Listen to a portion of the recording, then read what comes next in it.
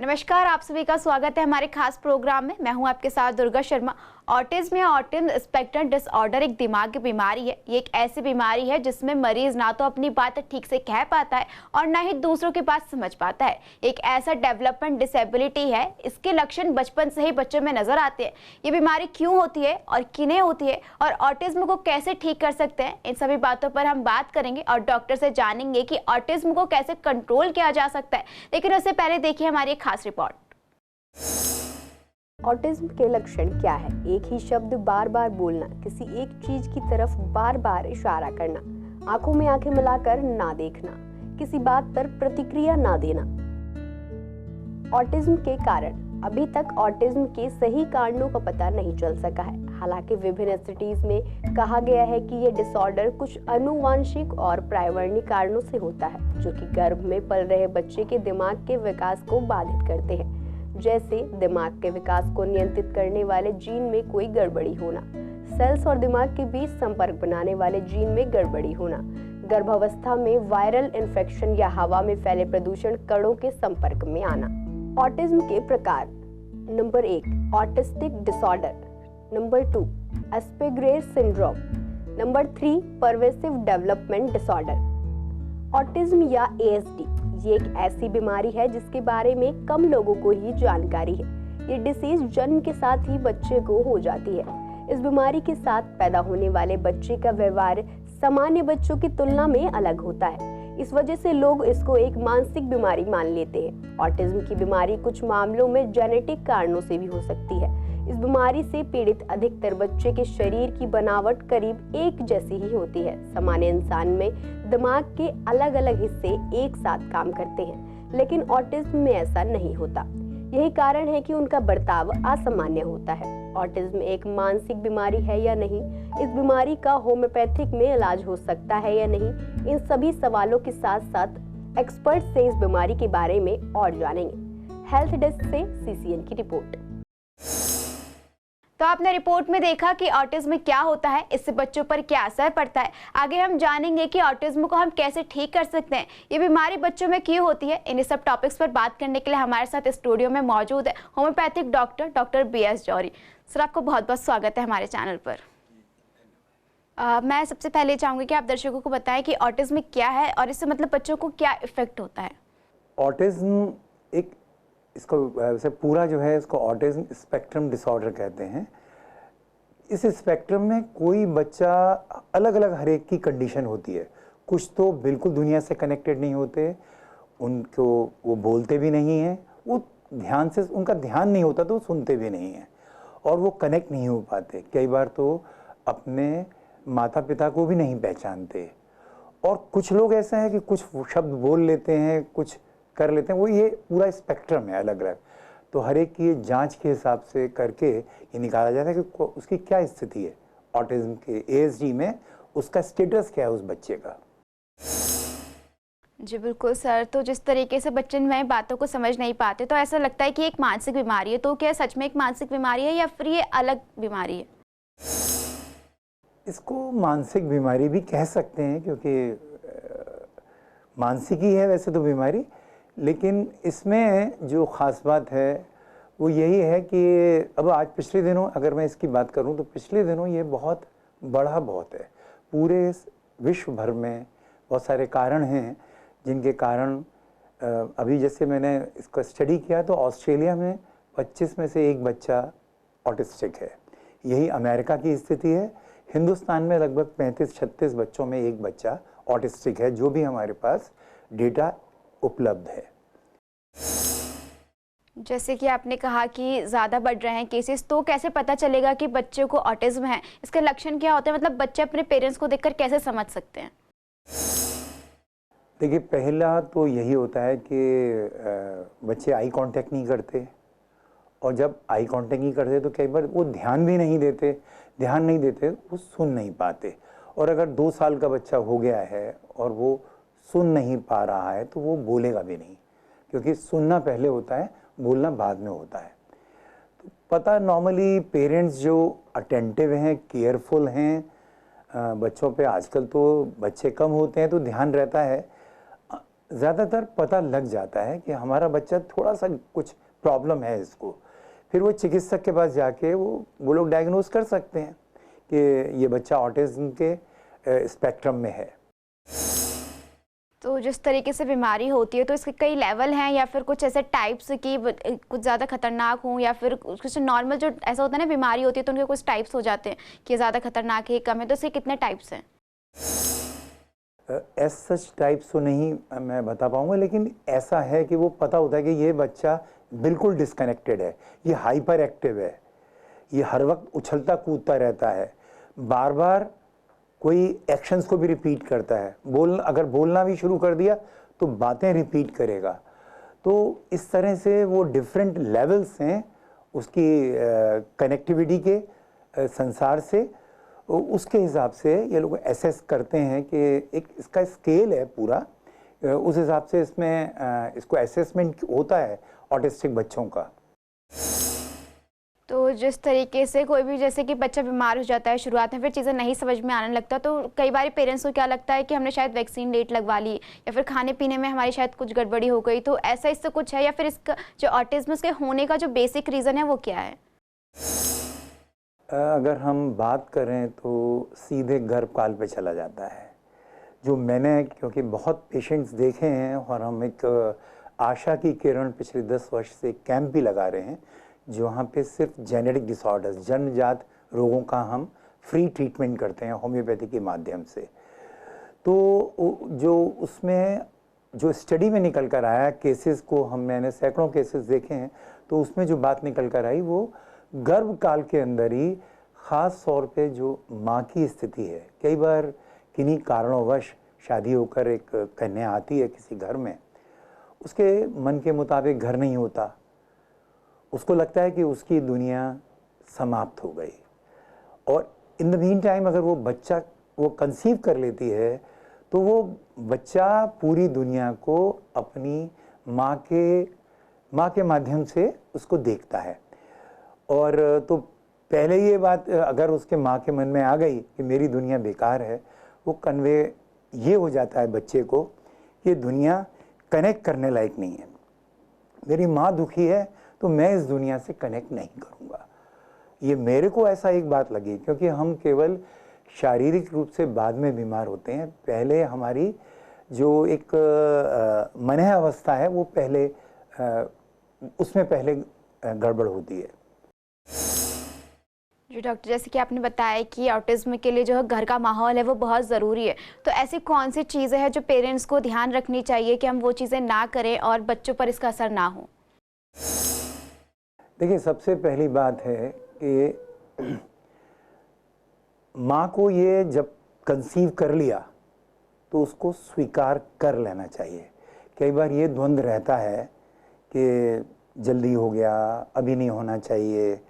यहाँ से मैसेजेस, मैंने जैसा बताया कि जो पहला सेल बनता है फीटस का, वो भ्रूण का, वो सुनने समझने की सारी शक्ति होती है उसके अंदर, वो वहीं से परसीव करना शुरू कर देता है। और जो पहले जैसे 9 महीने की पूरी प्रेगनेंसी होती है, जो पहला ट्राइमेस्टर है, पहले 3 महीने हैं, उसमें शरीर बनता है, एनाटॉमी बनती है। दूसरे जो तिमाही है उसके अंदर फिजियोलॉजी, डिफरेंट हमारे जो फिजियोलॉजिकल ऑर्गन्स हैं उनकी प्रक्रियाएं शुरू होती हैं। और तीसरे में जो तीसरा ट्राइमेस्टर है आखिरी, उसके अंदर सेंसरी सारे इश्यूज, सारी बातें, वहाँ पे लर्निंग होती है उस बच्चे की। तो वैसे तो अगर वो पहली तिमाही में कोई कॉन्फ्लिक्ट हो गया तो एनाटॉमी भी अफेक्टेड हो सकती है। जैसे मेरे एक आपको एक ये ऑटिज्म का केस तो नहीं है, लेकिन एक केस है कि प्रेगनेंसी के माँ के सोच से कितना प्रभाव पड़ता है। एक और बात जो मैं उससे पहले बताना चाहूँगा कि जो जेंडर है, लिंग जो है, वो पहले सेल से डिसाइड हो जाता है। इसलिए ये भ्रम होना कि लड़का हो लड़की हो, ये अंदर बैठे बच्चे को बड़ा कष्ट होता है इस बात से कि सपोज़ अगर अंदर लड़की है और आपकी इच्छा ये है माँ बाप की और आसपास घर में दादा दादी की कि लड़का पैदा हो, तो पहले ही दिन से बच्चे को एक अपने अपने लिंग के ऊपर लेके बड़ी इंफीरियॉरिटी कॉम्प्लेक्स हो जाता है। बहुत वो ऐसा विचार करने लगता है कि मेरी तो इनको ज़रूरत ही नहीं है, इनको तो लड़का चाहिए। तो ये एक कारण है। अगर लड़का ही है अंदर और बाहर भी आपका मन है, क्योंकि हिंदुस्तान में अलाउड नहीं है लिंग का जो उसको जांच कराना, तो हमारे यहाँ तो ये क्राइम है। तो अगर आपको ऐसा लगता है कि अंदर लड़का है और आप बाहर सोचें लड़का, तो पहले से 2 उसकी बहनें हैं पहले, अब वो उसको आपने ऐसा डाल दिया कि अंदर भाव दिया कि ये तो बड़ी जिम्मेदारी है, 2 बहनों की जिम्मेदारी, माता पिता की जिम्मेदारी, दादा दादी की जिम्मेदारी। इस बात का मैसेज कई बार बच्चे की सेंसिटिविटी के ऊपर है, लेकिन कई बार इससे सेरेब्रल पैल्सी हो जाती है, बच्चे क्रिपल्ड हो जाते हैं, उनके हाथ पैर नहीं चलते, वो चल नहीं पाते कि मैं ये बोझ नहीं। देखिए, सारा खेल भाव का है, सारा विचार का है। कोई भी रोग होता है वो पहले विचार से, हम एक बायोलॉजिकल फिनोमेना होता है, एक विचार होता है, वो पहले प्रभावित होता है। पहले हम डरते हैं, कोविड उसके बाद होता है। कोविड डायरेक्ट 700 करोड़ की आबादी थी संसार की, न तो सारे लोग कोविड से पीड़ित हुए, न सब मरे। अगर हम ऐसा स्टडी करते हैं कोविड के बारे में, तो आपको पता लगेगा कि ज़्यादातर लोग जो डरे हुए थे उनके संभावनाएं ज़्यादा थी। तो जो ये बात है कि सबसे पहले स्वीकार कि भाई हमने अब प्रेगनेंसी कर ली है, अब एबॉर्शन का मन में नहीं आना चाहिए, लिंग का मन में नहीं आना चाहिए, ये बात बहुत ज़रूरी है। और जब कंसीव करते हैं उससे पहले उस घर में आके मुझे तो ऐसा लगता है कि जैसे ये पाणिग्रहण संस्कार होता है, शादी होती है, वहीं से ये दोनों हस्बैंड वाइफ को, माता पिता को, जो होने वाले हैं भावी माता पिता, उनको तभी से उसकी तैयारी कर देनी चाहिए अगर उसे वो स्वस्थ बच्चा पैदा करना चाहते हैं। तो तब प्लान करें जब एनवायरनमेंट अच्छा हो, घर में जब अगर 2 लोग भी बात कर रहे हैं तो ये मान के चलें कि जो पेट में बच्चा है, जो गर्भाशय में बच्चा है, वो सब सुन समझ रहा है। अगर आप ज़ोर से बोलेंगे वो सहम सकता है, डर सकता है।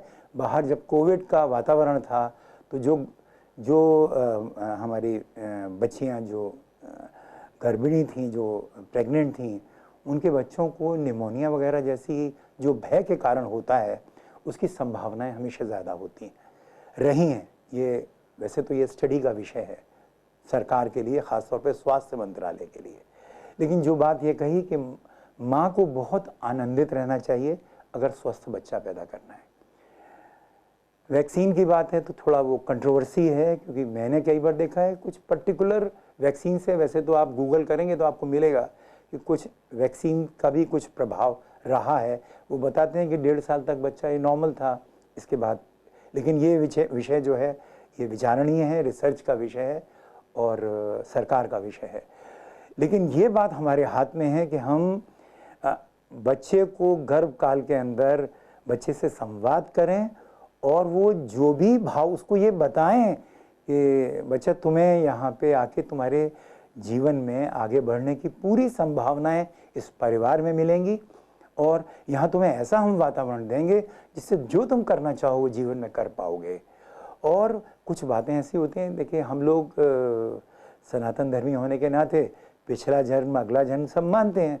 तो ये बच्चे पिछले जन्म में कुछ ना कुछ भार लेकर आते हैं, कुछ अपनी ऐसी इच्छाएं लेकर आते हैं जो शायद उस जन्म में पूरी नहीं कर पाते, या और बहुत सारी नाराज़गियाँ, क्रोध, जिसके सब लोग इवॉल्व नहीं हो पाते कोई।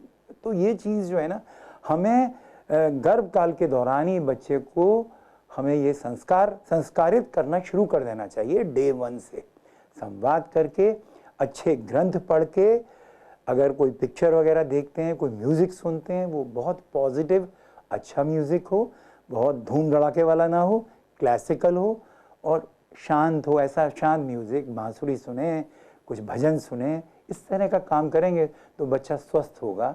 और ये हम जानते ही हैं कि सबने अभिमन्यु के बारे में सबको पता है कि कैसे माँ को वो उसमें चक्रव्यूह में भेदने की जब बात सुनी तो अभिमन्यु ने गर्भकाल में ही सीख ली, और जब उसको निकलने की बात थी तब तक उनकी माँ सो गई। तो इसका मतलब है हम गर्भकाल के अंदर देखिए 80% बच्चे का ब्रेन जो है वो फीटस का वो प्रेगनेंसी में हो जाता है, बाकी का डेवलपमेंट बाद में होता है। तो हमें इस बारे में बहुत ध्यान रखना है, खान पान के बारे में, माँ के खान पान के बारे में, घर में शराब इस तरह की चीज़ें ना हों। उनके दुष्प्रभाव हैं, बहुत ज़्यादा दुष्प्रभाव हैं जो इरिवर्सिबल हैं। तो इस बात का विशेष ध्यान रखना है। घर में सब लोग इस बात का इंतज़ार करें कि हमारे यहाँ कोई दुर्गा पैदा होने वाली है, कोई राम पैदा होने वाला है, कोई ना कोई। देखिए समय भी चल रहा है, ये इस कालखंड में ईश्वर का आगमन कोई भी कौशल्या हो सकती है। तो हर माँ को कौशल्या बनने का प्रयास करना चाहिए। जब ऐसा होगा तो राम, भरत, लक्ष्मण, शत्रुघ्न जैसे बच्चे पैदा होंगे। ये बहुत आवश्यक है। जी बिल्कुल सर, आपने इतने जैसा समझाया, जैसे कि आपने कहा कि माँ का व्यवहार भी बहुत ज़्यादा ज़रूरी होता है और बच्चा भी सुनने लगता है। तो जैसे कि आपने बताया था कि 35-36 में इंडिया में एक बच्चा ऑटिज्म का शिकार होता है, तो अभी भी पेरेंट्स को लगता है कि शायद इसका इलाज नहीं है और कई पेरेंट्स को लगता है, तो ये थोड़ी सी कन्फ्यूजन है, आप उसको क्लियर करिए। देखिए मैं पिछले दिनों में इसमें काफ़ी काम कर रहा हूँ कि हम सबको ये पता होना चाहिए। देखिए ये क्या हो गया है कि ऑटिज़्म के बारे में ख़ास तौर पर बात करें, सिर्फ ये सोचते हैं सिर्फ ऑक्यूपेशनल थेरेपी है। गूगल भी करेंगे तो उसमें आएगा इसका कोई इलाज नहीं है। ये सरासर गलत है। मैं पिछले लगभग 25 वर्षों से इस पे काम कर रहा हूँ, लेकिन एक बात पक्की है, अगर 4 साल से पहले हमारे पास बच्चा आता है तो 90% चांसेस हैं वो बिल्कुल ठीक हो जाएगा। हमारे यहाँ ऐसे बहुत सारे बच्चे हैं जिनकी दवाई बिल्कुल बंद हो गई, वो बिल्कुल नॉर्मल हैं। आप पहचान भी नहीं सकते कि कभी इनको ऑटिज्म हुआ होगा। तो ये बात तो है क्या कि समाज में लोगों को इस बारे में जानकारी देना ये बहुत आवश्यक है। ये काम विशेष सरकार का भी है और मैं समझता हूँ सोशल मीडिया के माध्यम से जो लोग भी सुन रहे हैं इस कार्यक्रम को, वो आगे इस बात को बताएं कि किसी न किसी होम्योपैथिक चिकित्सक को तुरंत कांटेक्ट करें जैसे ही पता लगे, इससे पहले कि देरी हो जाए। अगर 10 साल का बच्चा आता है तो निश्चित ही संभावनाएं कम हो जाती हैं। फिर भी बेटर होते हैं, ऐसा नहीं है कि वो ठीक नहीं होते, लेकिन अगर पूरी तरह ठीक करना है तो हमारे पास अर्लीस्ट आना चाहिए। मैं समझता हूँ सरकार को इस विषय पे विशेष कार्य करने की आवश्यकता है, इस जागरण की आवश्यकता है।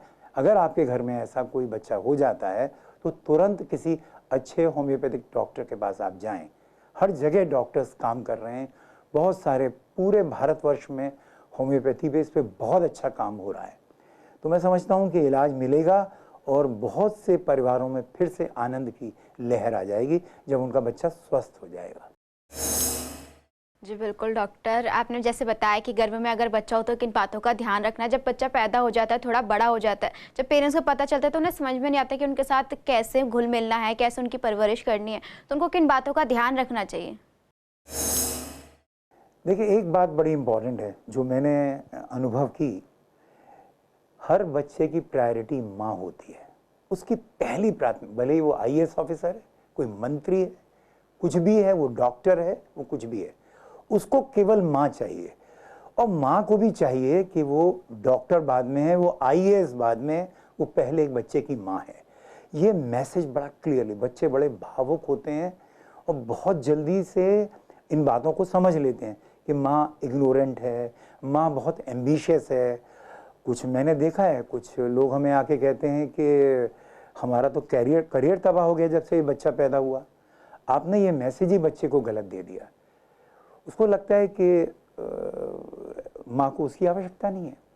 एक और बात भी मैंने देखा है, कई बार आजकल जो सरोगेसी का चल रहा है, सरोगेसी के बारे में आप जानते ही होंगे कि किराए की कोख एक तरह की, वहाँ पे जो बच्चा पेट में होता है वो केवल इस बात के लिए वो माँ पैदा कर रही होती है कि ये बच्चा मुझे पहले दिन ही उसको दे देना है, जिसने ये मेरे से करवाया है काम। यहाँ पे जो बच्चे का एक सेपरेशन कॉन्फ्लिक्ट होता है एकदम। देखिए उसको नहीं पता है कि उसकी माँ ये काम इसलिए कर रही है कि उसको दे देना है किसी को। बच्चे के मन पे इसका दुष्प्रभाव पड़ता है। मैंने कितने ही बच्चे ऑटिस्टिक सरोगेसी के बाद देखे हैं। तो माँ, सबसे पहली बात जो आपने जैसा जो प्रश्न किया उसका जवाब यह है कि मैं हर बच्चे के लिए, हर माँ बाप को कहता हूँ, उनके घर के लोगों को कहता हूँ, खूब गले लगाओ इन्हें, आप इनसे खूब बात करो, इन्हें कहानियाँ सुनाओ। भले ही आपको लग रहा है ये जवाब नहीं दे रहा, ये सुन नहीं रहा है, जिस दिन ये बोलना शुरू करेगा आप हैरान हो जाएंगे, वो सारे शब्द, वो सारी उसकी वोकैबुलरी आपके सामने आ जाएगी।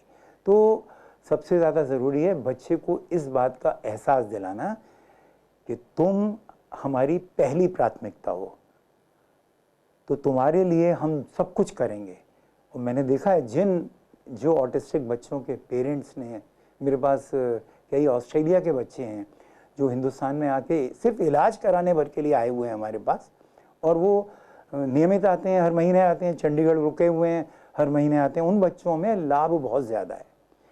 जो बच्चे सिर्फ ऑक्यूपेशन थेरेपी या घर में कोई केयर टेकर है उसके साथ बड़े हो रहे हैं, उन बच्चों में संभावनाएं बहुत कम है ठीक होने की। तो मैं तो अगर दुर्भाग्य से ऐसा कुछ बच्चा आपके घर में ऐसी घटना होती है तो आपकी टॉप प्रायोरिटी वो बच्चा होना चाहिए, और जितना व्यक्तिगत रूप से आप उससे स्नेह करेंगे, उसके बढ़ने में, उसके सीखने में आपका सहयोग पूरा रहेगा, वो बच्चा उतना नॉर्मल हो जाएगा। जी बिल्कुल सर, आपने बहुत अच्छे से समझा रहे हैं। और जैसे कि आपने कहा कि आप ऑटिज्म पर भी काम कर रहे हैं, तो कोई ऐसा केस या कोई ऐसा पेशेंट आपके पास आया हो जिसके बारे में आप दर्शकों को बताना चाहें? मेरे को एक केस का याद है, वो बच्चा, ये बात है शायद 2021 की बात है, एक फुल ब्लोन ऑटिस्टिक बच्चा आया, जैसे अपनी दुनिया में था वो। और जब हम जैसे, क्योंकि केस टेकिंग बड़े तरीके से करते हैं, प्रेगनेंसी का पूरा हाल पूछते हैं, घर में कैसा माहौल था, माँ की मनोदशा क्या थी, तो वो उसमें पता लगा कि उस बच्चे के पिता का जॉब चला गया था। अब नौकरी जाने से डेफिनेटली जो भी परेशानियां आती हैं उस माँ को आई, उसको चिंता हो गई, घर कैसे चलेगा, खाने का कैसे होगा, ये सब किस तरह से होगा। तो यहाँ पे उसको लगा कि मेरी तो दुनिया गई, वो बच्चा ऐसे में ऑटिस्टिक पैदा हो गया है। एक आपको विशेष बात बता रहा हूँ, होम्योपैथी के बारे में शायद ये बात लोगों को नहीं पता है। होम्योपैथी संपूर्ण इलाज करती है। हमने जब उस बच्चे का इलाज किया, देखिए बच्चे का इलाज करना, ठीक होना एक बात थी, अब जो कारण थे बीमार होने के वो भी ठीक होने चाहिए, ये बहुत आवश्यक है। होम्योपैथी इतनी कारगर है उन कारणों तक को, क्योंकि डायनेमिक प्लेन पे काम करती है, एनर्जी है, एनर्जी का प्रभाव पूरे घर पे होता है। बाद में मेरे पास वो करीब 6-8 महीने में वो बच्चा बिल्कुल नॉर्मल हो गया, बिल्कुल बोलने लगा, सब कुछ। हैरानी होती थी कि इसकी वोकेबलरी इतनी कहाँ से आ गई। उसके पिता ने फिर स्टार्टअप शुरू किया और बहुत ही बढ़िया काम उनका बाद में चलने लगा। तो ठीक होना जो है संपूर्ण में होना चाहिए। अगर किसी भी कारण से कोई रोग पैदा हुआ है, क्योंकि हमारी ऐसी स्टडी है कि डिफरेंट ऑर्गन्स हमारे प्रभावित होते हैं, उनमें कैंसर भी हो सकता है, कुछ भी हो सकता है। ब्रेस्ट कैंसर ज़्यादातर तब होता है जब बच्चा किसी माँ का दुखी हो या नहीं रहे किसी कारणवश, तो ब्रेस्ट कैंसर होता है। तो वो जो कॉन्फ्लिक्ट्स है वो दूर करना होम्योपैथी के उसमें आता है, इलाज में संभव है। जो ओवर रिएक्शन होता है, कई बार हम कौन स्वीकार करेगा किसी का बच्चा नहीं रहा, लेकिन वो एक कारण बन जाता है ब्रेस्ट कैंसर का। हस्बैंड से कोई कॉन्फ्लिक्ट हुआ तो यूट्रस का कैंसर का कारण बन जाता है। ये मैं इस तरह बता रहा हूँ कि पैथोलॉजीज जो इस तरह से होती हैं कि इस तरह डेवलप होती हैं, हर एक के पीछे कोई ना कोई बायोलॉजिकल फिनोमेना होता है, बगैर उसके कोई रोग हो ही नहीं सकता। क्रॉनिक डिजीज़ नहीं हो सकती, ठंड से, खाने पीने से एक्यूट डिजीज़ होती हैं। जो क्रॉनिक डिजीज़ हैं उनके पीछे कोई ना कोई द्वंद्व है, कोई कॉन्फ्लिक्ट है, ज़िंदगी से नाराज़गी है। यही कारण ASD के अंदर है, ऑटिज्म स्पेक्ट्रम डिसऑर्डर्स में है। तो जो भी इलाज हो उसमें अगर होम्योपैथिक इलाज आप कराते हैं और आप जाते हैं, तो मैं समझता हूँ होम्योपैथी से उस घर का वातावरण बदल सकता है। थैंक यू डॉक्टर, आपने इतनी सारी जानकारी ऑटिज्म के बारे में हमारे दर्शकों से शेयर की। Thank you. बहुत बहुत आभार दुर्गा जी आपका भी और हमारे दर्शकों का। आशा है ये जानकारी आप सबके काम आएगी। अगर आपके आसपास भी कोई ऐसा बच्चा है, या तो हमारे कैंप आशा की किरण में लेकर आइए, वरना अपने नज़दीक के जो भी अच्छा होम्योपैथिक चिकित्सक है जो मेहनत करके देखता है उसके पास ज़रूर जाइए। बहुत बहुत आभार, धन्यवाद। तो दर्शकों, आपने देखा कि डॉक्टर ने हमारे साथ ऑटिज्म से जुड़ी जानकारी साझा की। कैसे आप छोटी छोटी बातों का ध्यान रखकर, जिनमें कि घर का माहौल ठीक रखकर, बच्चों से अच्छा कॉन्वर्सेशन कर कर इन ऑटिज्म जो बीमारी होती है उनको कंट्रोल कर सकते हैं। साथ ही अगर आपको इससे जुड़ी और भी सलाह चाहिए हो तो डॉक्टर ने आपसे इस बारे में जानकारी शेयर की है। उम्मीद करती हूँ कि आप इन सभी बातों का ध्यान रखेंगे। फिलहाल आज के हमारे स्पेशल प्रोग्राम में बस इतना ही। देखते रहिए CCN लाइव। नमस्कार।